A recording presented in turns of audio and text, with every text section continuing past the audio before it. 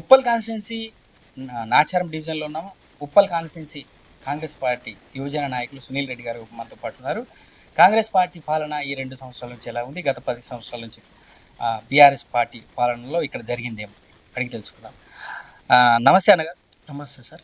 గత 10 సంవత్సరాల పాలన, ప్రస్తుత 2 సంవత్సరాల కాంగ్రెస్ ప్రభుత్వ పాలన, ఈ కాంగ్రెస్ ప్రభుత్వ పాలనలో మీరు ఎలాంటి అభివృద్ధి పనులు చేపడుతున్నారు ఈ నాచారం డివిజన్లో? ముందుగా మీ ఆచార్య టీవీ ఛానల్కి కృతజ్ఞతలు. నా పేరు నమ్లికొండ సునీల్ రెడ్డి. నేను ఉప్పల్ యువజన కాంగ్రెస్ నాయకుని, అలాగే సోషల్ మీడియా ఉప్పల్ నియోజకవర్గం కోఆర్డినేటర్ని.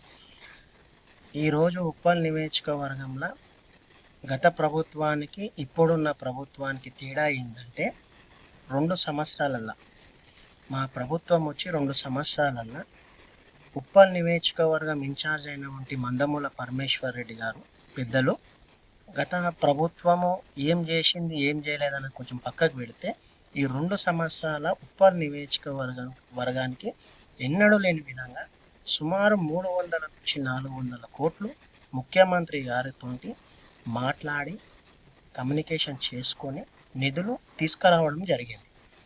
గత ప్రభుత్వం వచ్చేసి ఏనాడు కూడా ఇప్పుడు మరీ ముఖ్యంగా నాచారం ప్రజలు ఇబ్బంది పడుతున్నారంటే 2 చెరువులండి. ఒకటి హెచ్ఎంటి చెరువు, ఒకటి నాచారం చెరువు.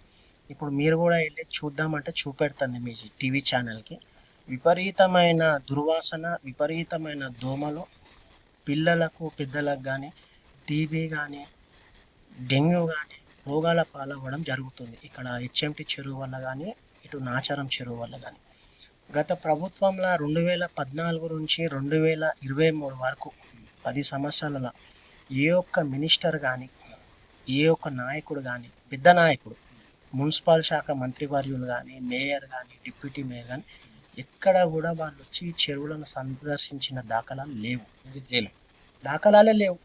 దాఖలాలు ఉంటే వీడియో చూపెట్టమన్నాడు.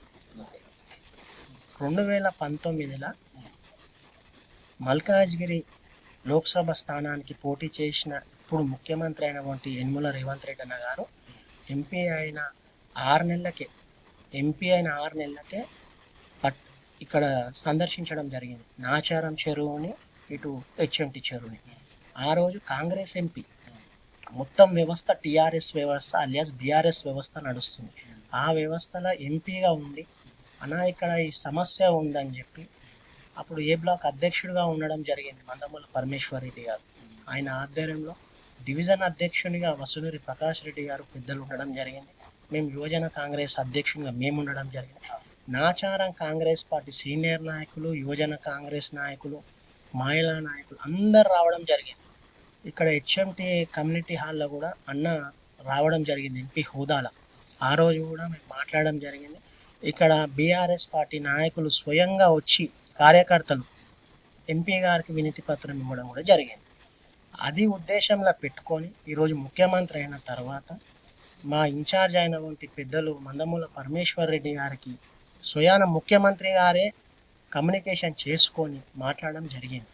ఆ వీడియో కూడా మేము తొందరలోనే బయట పెడతామని కూడా నేను తెలియజేస్తున్నాను. ప్రభుత్వం కాంగ్రెస్ పార్టీ ప్రభుత్వం, ఎమ్మెల్యే బీఆర్ఎస్ పార్టీకి చెందిన ఎమ్మెల్యే. ఫండ్స్ ఎవరు ఇస్తారండి? ముఖ్యమంత్రి ఇస్తాడు. ముఖ్యమంత్రి ఇన్ఛార్జ్ చొరవలేందైతే ముఖ్యమంత్రి ఫండ్స్ ఎక్కడ ఆయన ఇస్తారు అనే దాఖలాలు అయితే నాకు తెలిసి అయితే ఇయ్యడు. ఎందుకంటే పార్టీకి సంబంధించిన వ్యక్తితో కమ్యూనికేషన్ ఉంటుంది. ఒక ప్రజాప్రతినిధిగా మీరు ప్రజలు ఎన్నుకోబడిన ఎమ్మెల్యే గారు కాబట్టి ఖచ్చితంగా విజిట్ చేయొచ్చు. ముఖ్యమంత్రి అందరికీ టైం ఇస్తాడు, అందరితో మాట్లాడుతాడు. గత ముఖ్యమంత్రి కలవడం జరిగిందా? సొంత పార్టీ ఎమ్మెల్యేలు మినిస్టర్లు కూడా కలవలేని పరిస్థితి. మా ముఖ్యమంత్రి బీజేపీ ఎమ్మెల్యే పైన కలుస్తాడు, బీఆర్ఎస్ ఎమ్మెల్యే పైన కలుస్తాడు, సామాన్య కార్యకర్త పైన కూడా మా అన్న మాకు కలుస్తాడు. ఆ ఓపు ఉంది. కష్టపడ్డ ఓనికి కాంగ్రెస్ పార్టీలో రేవంత్ రెడ్డి గారి నేతృత్వంలో ఫలితం ఖచ్చితంగా ఉంటుంది, పదవులు ఖచ్చితంగా వస్తాయని కూడా మేము ఆశిస్తున్నాము. నేను ఒక సోషల్ మీడియా కోఆర్డినేటర్. మాకు ఎంపీ ఇప్పుడు మొన్న జరిగిన ఎంపీ ఎలక్షన్లలో అన్న మాకు ఒక మాట ఇవ్వడం జరిగింది. ఆ రోజు సోషల్ మీడియా కోఆర్డినేటర్గా ముఖ్యమంత్రి హోదాలో మేము కలుద్దాం అనుకుంటే సుమారు Telangana social media coordinator, state coordinator అందరం కలిపి 500 మందితో మీటింగ్ ఏర్పాటు చేయడం జరిగింది టోటల్ తెలంగాణలో. ఆ రోజు అన్న మాకు చెప్పిండు, నేను ఇప్పుడు కలవలేకపోతున్నాను, ఖచ్చితంగా మీకు 5 స్టార్ హోటల్లో భోజనం ఏర్పాటు చేసి మీ సోషల్ మీడియాలో అందరితో నేను ఒక ఫోటో దిగుతా అని చెప్పడం జరిగింది. అందులో నేను కూడా భాగమే. దస్పాల్ హోటల్లో మా అన్నని మేము కలవడం జరిగింది. తొలి ముఖ్యమంత్రి తర్వాత 2 సార్లు కలవడం జరిగింది మేము ముఖ్యమంత్రి వర్యులను. ఖచ్చితంగా కార్యకర్తలకు కూడా టైం ఇస్తాడు. ముఖ్యమంత్రిని కలవాలంటే ఎంతో ప్రోటోకాల్ ఉంటుంది, అది మీకు తెలియని విషయం కాదు. ఈ ఖచ్చితంగా నాచారం డివిజన్లో ఇటు నాచారం కానీ అటు హెచ్ఎంటి కానీ ఖచ్చితంగా కాంగ్రెస్ పార్టీ జెండా ఎగరేస్తాం. ఇట్లాంటి ప్రచారాల గురించి మీరు వాళ్ళకి ఏమని చెప్తారు, ప్రజలకు ఏమని చెప్తారు? ఇట్లాంటి మేమే చేస్తున్నాం, మా తరపునే ఫండ్ వచ్చింది, మేము ఎమ్మెల్యేగా ఉన్నాం కాబట్టి అభివృద్ధి జరుగుతుంది, కాంగ్రెస్ ప్రభుత్వం ఇచ్చింది ఏం లేదు, రెగ్యులర్గా ఎమ్మెల్యేకి ఏదైతే ఇవ్వాలో ఆ ఫండ్ మాత్రమే ఇస్తుంది, ఎక్స్ట్రా ఇచ్చింది ఏం లేదనే దాని గురించి వాళ్ళకి మీరేమని చెప్తారు? ఇప్పుడు ఇక్కడ ఉన్న కార్పొరేటర్ గారి గురించి చెప్పాలంటే ఎంత చెప్పినా తక్కువనే అండి. ఎందుకంటే గత ప్రభుత్వం ఆయన వ్యవస్థల ఆయనను ప్రశ్నించి నిలదీసింది కాంగ్రెస్ పార్టీ. కాంగ్రెస్ పార్టీ నాయకుల మీద ఆయన అక్రమ కేసులు పెట్టడం జరిగింది. అది బాధ్యతని నేనే. మొన్న కూడా రీసెంట్గా చేయలేని తప్పులకు ఏది పడితే అది పెడతాడు. బిల్డింగ్ల మీద వసూలు చేస్తున్నాము ఏదేదో పెడుతుంటాడు. ఆయన ఫోన్ చేసినంత మాత్రాన ఫోన్ ఎత్తాలని ఎక్కడ లేదు. ఒక వాయిస్ ఇవ్వడం జరిగింది వ్యూస్ మీద. ఆయన 10,000 వ్యూస్ వచ్చినాయని చెప్పుకోవడం జరిగింది. నా వ్యూస్ 10 లక్షల చిల్లర చూడడం జరిగింది. 10,08,000 మంది విత్ ప్రూఫ్తో రావడం జరిగింది. సోషల్ మీడియాలో నేను ఒక వీడియో రిలీజ్ చేయడం జరిగింది. ఆయన ఏం చేస్తాడంటే ఒక విచిత్రమైన విషయం చెప్తా మీకు. గత 6 సంవత్సరాల క్రితం ఇదే కాంగ్రెస్ పార్టీ అఖిలపక్ష సమావేశం ఆల్ పార్టీస్ అలా వసునీరు ప్రకాష్ రెడ్డి అన్న గారు రావడం జరిగింది, నేను వెళ్ళడం జరిగింది, కాంగ్రెస్ పార్టీ నాయకులను కూడా వెళ్ళడం జరిగింది. ఇదే ఎర్రగుంట చెరువు మీద నేను వాయిస్ ఇస్తే ఈరోజు వాయిస్ ఇస్తే ఒక రోజు ఆగి తెల్లారి బీఆర్ఎస్ పార్టీ నాయకులతో మేము సబ్జెక్ట్ మాట్లాడితే నీ సంగతి చూస్తా, నువ్వు ఈడ దొరుకుతావు అని చూస్తావు అని మాట్లాడడం జరిగింది. అంటే ఇట్లాంటి బెదిరింపు కార్యక్రమాలు ఎక్కువ చేస్తుంటారు. ఆయన తోంట అయ్యేది ఏం లేదండి. ఆయన బెదిరింపులకు ఇక్కడ భయపట్టోడు ఎవరు లేడు. బెదిరింపులకు భయపట్టోళ్ళం అయితే ఇంత రాజకీయం చేసేటోళ్ళం కాదు. ఫస్ట్ ఆఫ్ ఆల్ ఆయనను ప్రశ్నించినాం, నిలదీసినాం.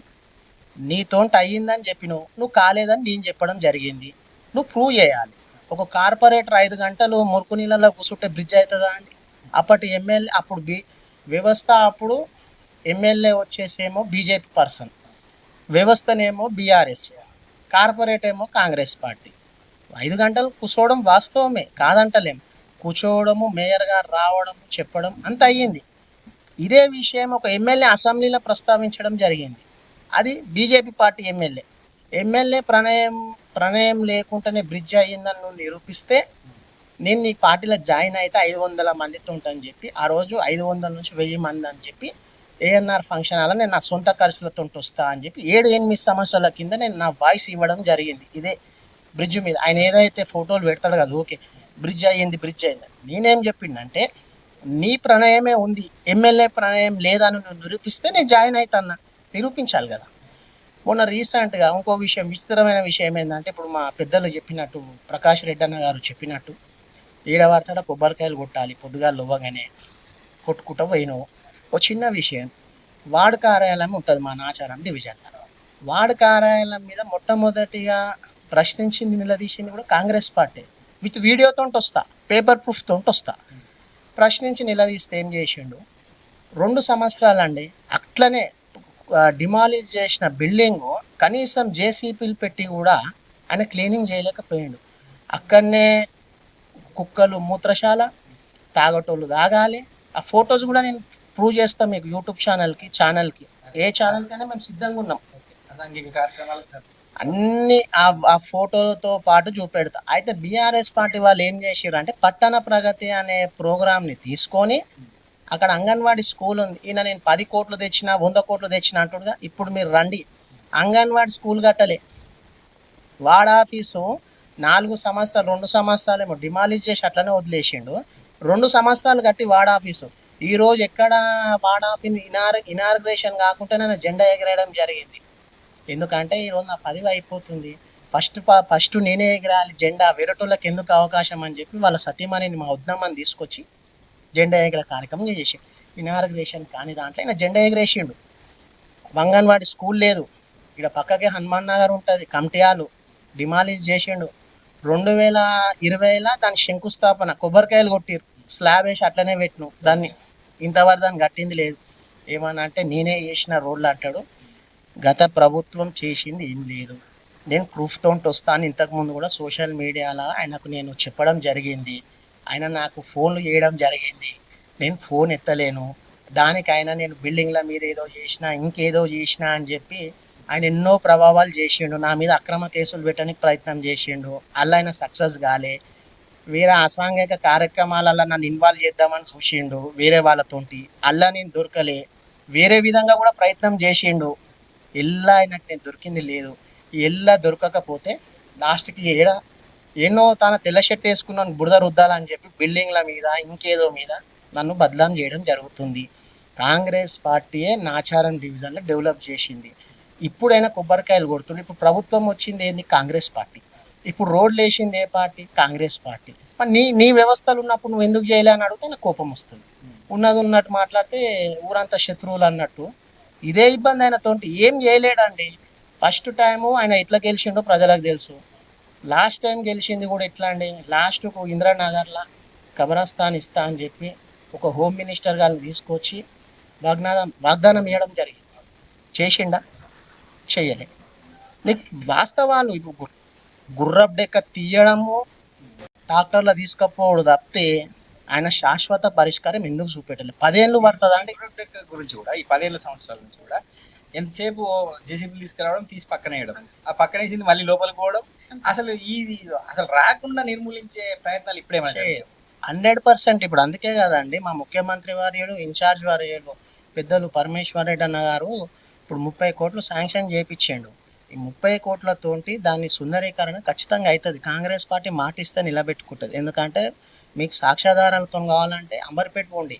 అంబర్పేటకుల బతుకమ్మ కుంటని పెద్దలు వి హనుమంతరావు గారి పేరు కూడా పెట్టడం జరిగింది. ఇప్పుడు నల్ల చెరువు పని స్టార్ట్ అయ్యింది. మళ్ళీ ఇప్పుడు రోడ్ కూడా అంబర్పేట అలికేఫ్ నుంచి ఉప్పల్ దాకా వేయడం జరుగుతుంది. మాటిస్తే పని అవుతుంది. కాకపోతే కొంచెం ఇన్కమ్ ఉంది. కానీ 10 ఏళ్ళ వ్యవస్థలో ఏం జరిగింది అనేది ఆయన చర్చకు సిద్ధం అంటే చెప్పండి. కాంగ్రెస్ పార్టీ మేము సిద్ధంగా ఉన్నాం. విత్ ప్రూఫ్తో వస్తా అంటున్నా నేను. రైట్. ఇదే అంశంపై మేము కూడా రాబోయే జీసీఎఫ్ సెలక్షన్లో పబ్లిక్గా చర్చా వేదికలు జరుపుతాం. తప్పకుండా మీరు కూడా హాజరు కావాలని మేము ఖచ్చితంగా ఆయనను పిలవండి. ఆయనకు మొన్ననే ఒక విషయంలో వ్యూస్ మీద నేను పేపర్ ద్వారా రావడం జరిగింది. ఆయన నన్ను ఆ పేపర్ ద్వారా నేను వ్యూస్ మీద పెడితే ఆయన నాకు ఫోన్ చేయడం జరిగింది. నేను ఫోన్ లిఫ్ట్ చేయలేను. ఆ పెద్ద మనిషిది. నేను ఏ రోజు కూడా ఆయన దగ్గర పోయి పని తీసుకుంది లేదు ఈ 10 ఏళ్ళల్లో. ఎందుకంటే 10 ఏళ్ళల్లో పని తీసుకున్నాడు ఆయనకు బెండ్ అయిన వాళ్ళు ఎంతోమంది ఉన్నారు. మనం పేర్లు చెప్పొద్దు. ఎందుకంటే ఆయన ఏమనంటే చిట్టా బయట పెడతా అంటాడు. ఆయన చిట్టా కూడా మా తానుంది. మనం బయట పెట్టాలంటే చిట్టా బయట పెట్టుడు కాదు. నువ్వు డెవలప్మెంట్ మీద మాట్లాడుతున్నావు, డెవలప్మెంట్ మీద మాట్లాడాలి. నీ రికార్డింగ్లు, నీ కథ ఏఈ రికార్డింగ్లు చేస్తూ ఒక ఏఈ మహిళా లేడీని ట్రాన్స్ఫర్ చేయడం జరిగింది లాస్ట్ టైం ఎలక్షన్లల్లో. రికార్డింగ్లల్లో, బ్లాక్మెయిల్ రాజకీయాలల్లో, వీడియోలు తీయడంలో ఈయన దిట్ట. యాక్టింగ్లో నంబర్ 1. ఈయన వయసులో పెద్దోళ్ళు కాబట్టి వయసులో పెద్ద ఆయన వయసులో ఆయన యాక్టింగ్ చేస్తే సినిమాలో ఫిలింఫేర్ అవార్డు కమల్ హాసన్ గారికి 14 ఫిలింఫేర్ అవార్డులు వచ్చినాయి. రాజకీయంలో కూడా ఫిలింఫేర్ అవార్డు పెడితే ఎవ్వడు ఈయన బీట్ చేయలేడు. అది 100%. తెలంగాణలో ఈయన యాక్టింగ్ ఎవరు పనికిరారు. ఈయన చేసిన యాక్టింగ్. ఎందుకంటే చాలా మంది ఇప్పుడు మా పెద్దలు కూడా చెప్పారు కొంతమంది ఏంటంటే బ్లాక్మెయిల్ రాజకీయాలు చేయవద్దు. మేము ప్రశ్నించినాం, మీరు సమాధానం చెప్పాలి. మీరు ప్రశ్నిస్తే మేము సమాధానం చెప్తాం. గట్టు ఉండాలి. కానీ ఎంతసేపు ఫోన్ ఎత్తలేవు అని ఫేస్బుక్లో పెట్టడం ఎంతవరకు కరెక్ట్ అండి? రైట్. ఇప్పుడు రాబోయే జిహెచ్ఎంసీ ఎలక్షన్లలో అభ్యర్థిని కాంగ్రెస్ పార్టీ ఎలాంటి అభ్యర్థిని ప్రకటించబోతుందని మీరు విశ్వసిస్తారు? ఒకవేళ కాంగ్రెస్ పార్టీ అభ్యర్థి ఇక్కడ గన్ షాట్గా గెలుస్తాడా అంటే మీరు ఏం చెప్తారు? 100% కాంగ్రెస్ పార్టీ వ్యవస్థల ప్రతిపక్షంలో ఉన్నప్పుడు కూడా మేము ప్రశ్నించి నిలదీయడం జరిగింది. విత్ ప్రూఫ్తో వస్తాము. మీరు సభ ఎక్కడైనా వేదిక పెట్టండి, విత్ ప్రూఫ్తో తీసుకొచ్చి మేము చూపెడతాం. ఖచ్చితంగా మేము పేపర్ క్లిప్ మా నోరు అబద్ధం అయ్యి ఉండొచ్చు, కానీ పేపర్ స్టేట్మెంట్ అనేది అబద్ధంగా. మొన్న రీసెంట్గా కూడా ఖచ్చితంగా ఇక్కడ సీనియర్ నాయకులు ఉన్నారు, యువజన కాంగ్రెస్ నాయకులు ఉన్నారు, మహిళా నాయకులు ఉన్నారు. కాంగ్రెస్ పార్టీకి నాయకత్వం ఎక్కడ లోటు లేదు. ప్రతి ఒక్కరి నాయకులమే కాంగ్రెస్ పార్టీలో స్వేచ్ఛ ఉంటుందని చెప్పి చాలా మంది ముందుకు 100% సీనియర్ నాయకులకు కేటాయిస్తారు. ఎందుకంటే ప్రతి ఒక్కరు కష్టపడ్డాం పార్టీ కోసం. సీనియర్ నాయకులం ఉన్నాము, యువ నాయకులం ఉన్నాము. వేరే ఇప్పుడు అధ్యక్షులు కానీ మహిళా నాయకులు అధ్యక్షులు కానీ ఒక సోషల్ మీడియా ఇన్ఛార్జ్ గా మీకు ఒక వ్యూ ఉంటుంది. ఇప్పుడు మేము ఏం చెప్తున్నామండి, మీ ఆచార్య టీవీ వల్ల వారికి ఏం చెప్తున్నామంటే, పార్టీకి అందరం కష్టపడ్డాం. నేను ఒక వ్యక్తి పేరు చెప్పడం కరెక్ట్ కాదు. ఎందుకంటే ఇప్పుడు ఇప్పుడు నాకే రావాలని నేను అనుకుంటా, కానీ అది సాధ్యం కాదు. ఎందుకంటే పార్టీ వ్యవస్థ ఉంటుంది, ఒక ఇన్ఛార్జ్ ఉన్నాడు, ఇంటెలిజెన్స్ ఉంటుంది, పార్టీ ఏమవుతుంది ఏంది అనే సమన్వయకర్తలు ఉంటారు, అన్ని ఇంటెలిజెన్స్ పోతుంది పైకి. పార్టీకి కరెక్ట్ అయిన పర్సన్ ఇస్తుందని మేము ఆశిస్తున్నాము. నేను ఒక సూచన ఏంటంటే, పార్టీకి కష్టపడ్డానికి పదవి రావాలి. పార్టీకి కష్టపడ్డాము మేము ఏం చేసినాం అనేది మీరు గుర్తిస్తేనే మాకు ఫ్యూచర్ ఉంటుంది. కష్టపడ్డానికి కాకుండా వేరేటోని తీసుకొని వస్తే కష్టపడ్డ కార్యకర్తలు ఇప్పటికే కొంతమంది నష్టపోయిన వాళ్ళం ఉన్నాం. ఎన్నడూ జెండా పట్టని వాళ్ళు కూడా ఈరోజు స్పీచ్లు ఇచ్చుకుంటా గత 10 సంవత్సరాలలో ఏం చేసినవరా అంటే ఒక స్టేట్మెంట్ ఉండదు, కానీ వాళ్ళు పదవులు అనుభవిస్తారు. కానీ మాకు ఆ ఇబ్బంది లేదు, కాంగ్రెస్ పార్టీ నాయకుని అనుభవించి పదవి, కానీ నేను ముందుకు రావాలని కోరుకుంటున్నాను. మాకే రావాలి నాకే రావాలని ఇవ్వనికి వచ్చినా ఖచ్చితంగా కాంగ్రెస్ పార్టీ జెండా ఎగిరేయడానికి శాయశక్తుల ప్రయత్నం చేస్తాం. కానీ కాంగ్రెస్ పార్టీలో న్యాయమైన వ్యక్తికి టికెట్ ఇవ్వాలని మా ఇన్ఛార్జి వారిని ఈ వీడియో ద్వారా కోరుతున్నాం.